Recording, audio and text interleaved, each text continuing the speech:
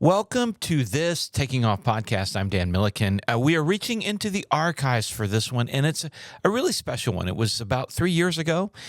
I was out in Salt Lake City area for a corporate client of mine, and we went a day early to meet up with Mike Patey and Cory Robin with the idea that we would go backcountry flying. They'd be able to show me some stuff. I've never really done backcountry flying and was really looking forward to it.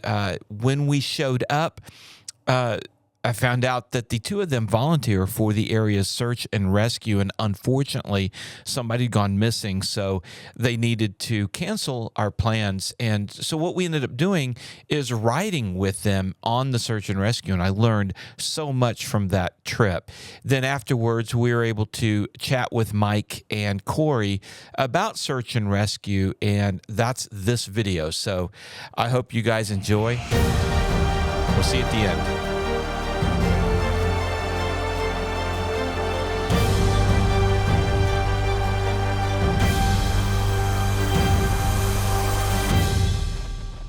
Okay, when you come to Salt Lake City, what else is there to do but meet with Cory Robin and Mike Patey on this episode of Taking Off?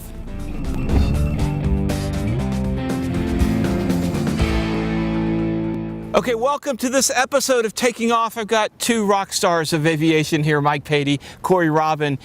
We had planned a really cool trip out into the backcountry. You guys were going to show me some awesome things, weren't you? Yeah, we had. I even went out and did all the scouting a couple days ago. We had some great spots planned out, but life got in the way. And Mike, a lot of people don't even know that they know you for Draco, they know you for Scrappy, but you have a Bell 206 Rangers, and you use that for very special, unique things like what ended up happening today. Tell me about that. Right, literally an hour before we were scheduled to go up, I got a search and rescue call out. It's something I've done for a long time with my brother Mark and Cory as well, for a lot of years all over the Rocky Mountain Range.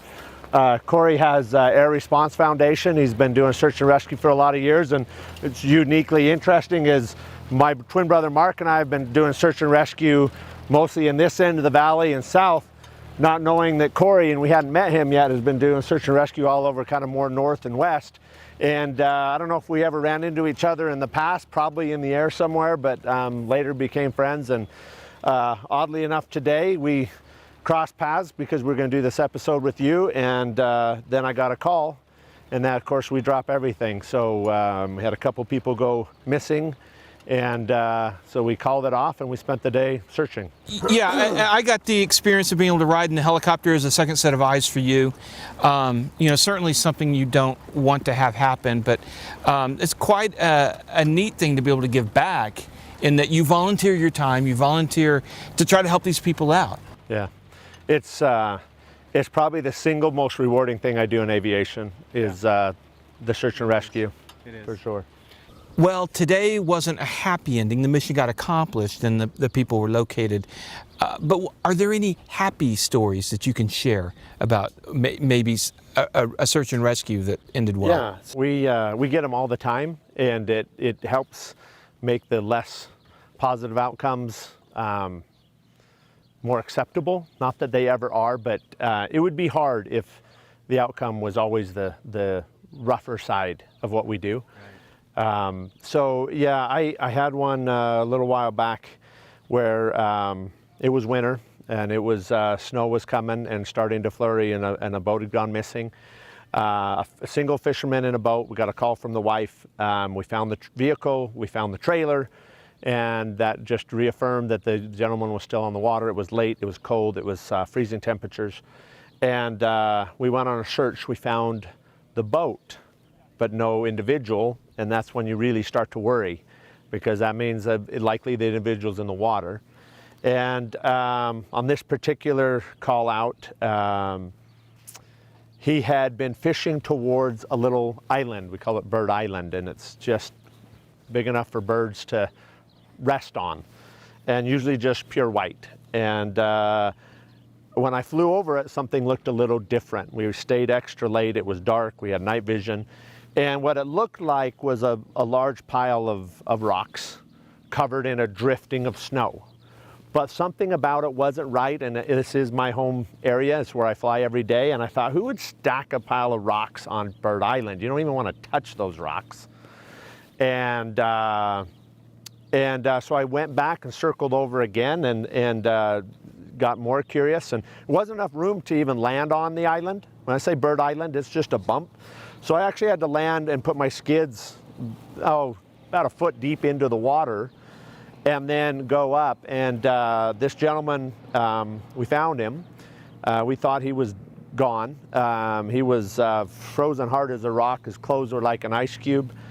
And then just brushing him off and radioing that we had found him, he opened his eyes.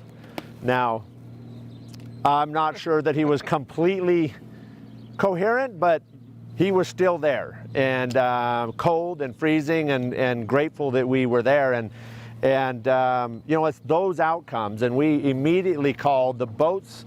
The rescue had been called off for the night. We were just trailing a little later in the chopper, and the boats were still on the trailer backed to the water, and we radioed, and that boat was back in the water so fast and out, and we packed heat and blowers, and we got him. And it's days like that, you know, that make it all worth it, because he went home to his family, and I don't know if he could have survived another night. And what had happened is he fished towards the shore of the Bird Island, the shallows, and he slipped off and went completely submerged in ice water in the middle of winter, and the boat went the other way and took off in a drift.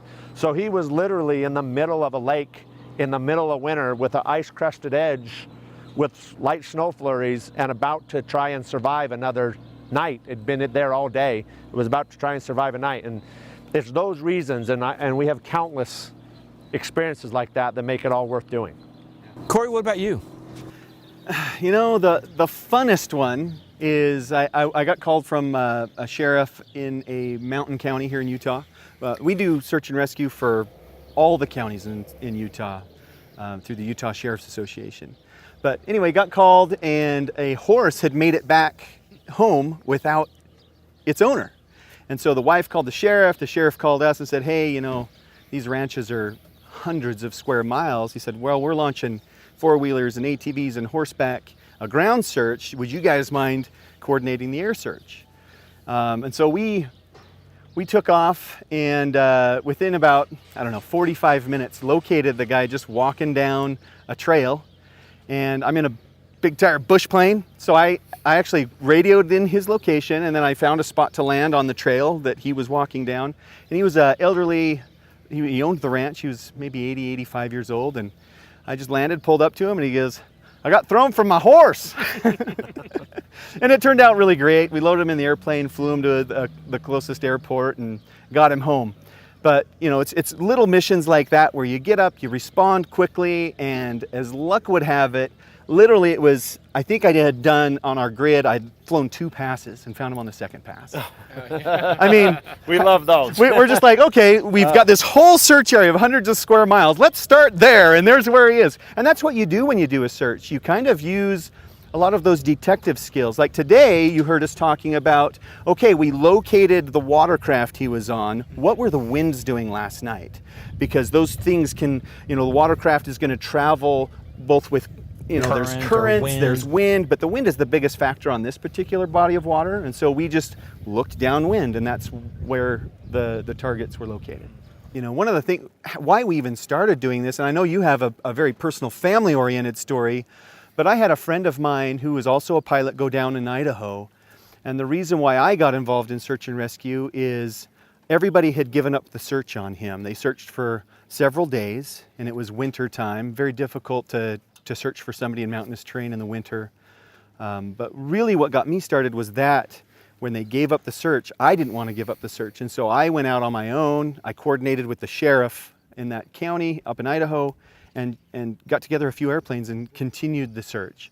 Ultimately, it was heartbreaking because we didn't find him till next spring, and the snow melted off. But that's why I got involved personally. I became interested in it. is in that just running, doing search grid patterns, looking for one of my close friends. And that's how I got involved in it myself. And I know Mike has a very, very heartfelt story for what's how your he got story? involved as well. So I had a sister go missing on a mountain overnight. We didn't know that with the temperatures and the altitude they're at, we didn't know if they would make it. And I got out on that search. It ended up being a good outcome. My brother, was diabetic, had gone into diabetic shock and was in a really, really bad situation. But we got help and we got him taken care of, and that was a lot of years ago. But I kind of learned a lot about search and rescue and the fact that there's not enough resources financially, personnel, to do as much as we'd like. You can't have unlimited staff on standby to go do these things. And so the more I learned about it, the more I realized that I had maybe some resources, helicopters and planes, and that I could maybe get the opportunity to go out and help. And I've been doing that for a long time, for many years. For those that are listening and watching that didn't know about that they could do something, what can they do? I think the best way to get involved, there's several different ways. Obviously, the easiest one to get involved with, I don't know if it's easy or not, because there's a lot of barriers to entry. You have to have the skill set, you have to have the equipment. But if you don't and you're a pilot, even if you're not a pilot and you want to get involved, the Civil Air Patrol is a great resource.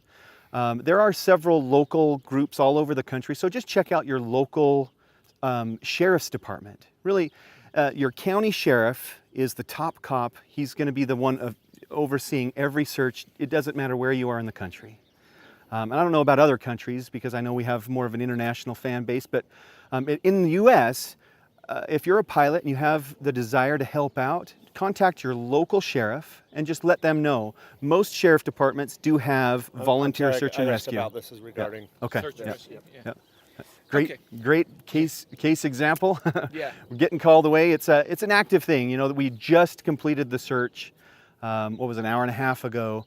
There's the debriefs that are all important. Safety is a big part of every search when you've got multiple assets, aircraft conducting the search.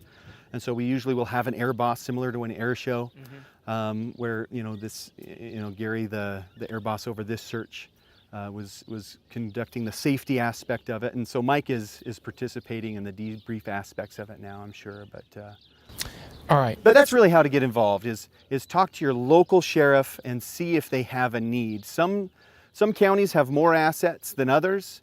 But I've found that most sheriffs are very responsive to it. Some that are not familiar with it may be like, I don't know what to do with you. And until there's an active search that you've participated in, they don't understand. But just keep trying. Just go get involved and talk to your local sheriff's department. Okay, there you have it. We had Mike, got called away to talk to the guy that's leading the search and rescue. Cory, Robin, thank you as always. And for you guys out there, so if you want to do something to help out in time of need, then check your county sheriff and see if there's something that can be done that you can do to help volunteer. Guys, thank you for watching, and we'll talk to you guys later.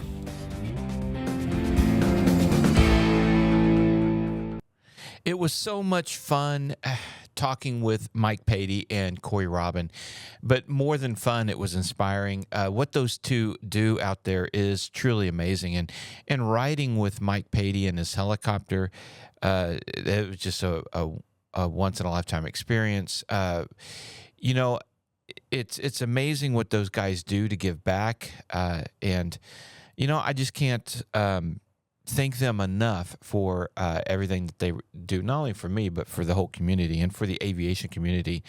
They are the real deal. So if you ever get a chance to say hi to them, always please do. And we'll see you guys next time on the Taking Off podcast. Don't forget our sponsors.